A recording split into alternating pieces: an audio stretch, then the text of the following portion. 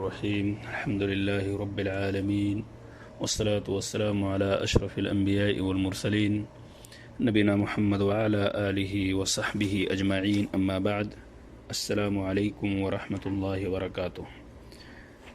معزز سامعین، نماز کے مسائل نامی کتاب سے آپ تک یہ دروس پہنچائے جا رہے ہیں، اور جس موضوع سے متعلق باتیں چل رہی ہیں وہ ہے نماز،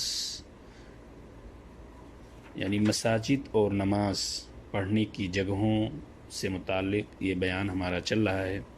بہت سارے مسائل آپ تک پیش کیے جا چکے ہیں۔ آج مسئلہ نمبر 76، 77 اور 78 جو یہ چھوٹے چھوٹے مسائل ہیں آپ تک پہنچائے جا رہے ہیں۔ یہ چیز آپ بالکل واضح طور پہ سمجھ چکے ہیں کہ اللہ تبارک تعالیٰ کے یہاں سب سے محبوب ترین چیز، سب سے محبوب جگہ مسجد ہے۔ مسجد بنائی جاتی ہے اللہ تبارک تعالیٰ کی عبادت کے لیے۔ دینی تعلیم کا اہم کردار بھی مسجد کے اندر ادا کیا جاتا ہے، لیکن دنیاوی معاملات کے چھیڑ چھاڑ سے مسجد کے اندر ان سارے معاملات کو جنم دینے سے دور رہنا چاہیے، اور اسی سے متعلق ہے مسئلہ نمبر 76۔ مساجد میں کاروباری اور دوسرے دنیاوی معاملات کی گفتگو کرنا ناجائز ہے، حرام ہے۔ اب دنیاوی معاملات کی گفتگو کرنا حرام ہے، اس کی دلیل کیا ہے؟ فعن ابی ہریرہ رضی اللہ عنہ قال قال رسول اللہ صلی اللہ علیہ وسلم اذا رأيتم من يبيع او يبتاع في المسجد فقولوا لا اربح الله تجارتك واذا رأيتم من ينشد فيه ضالة فقولوا لا رد الله عليك رواه الترمذی والدارمی۔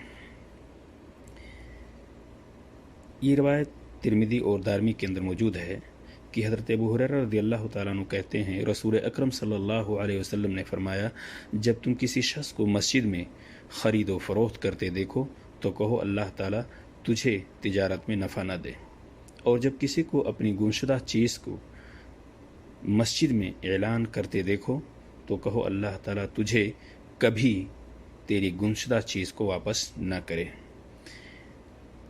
یہ چیز بالکل یہ حدیث ہمیں وضاحت ہمارے لیے کرتی ہے کہ دنیاوی کاروبار کا تذکرہ اور دنیاوی معاملات، خرید و فروخت جیسی چیزیں مسجد کے اندر نہ کرنا بہتر ہے، اور یہ ناجائز چیز ہے۔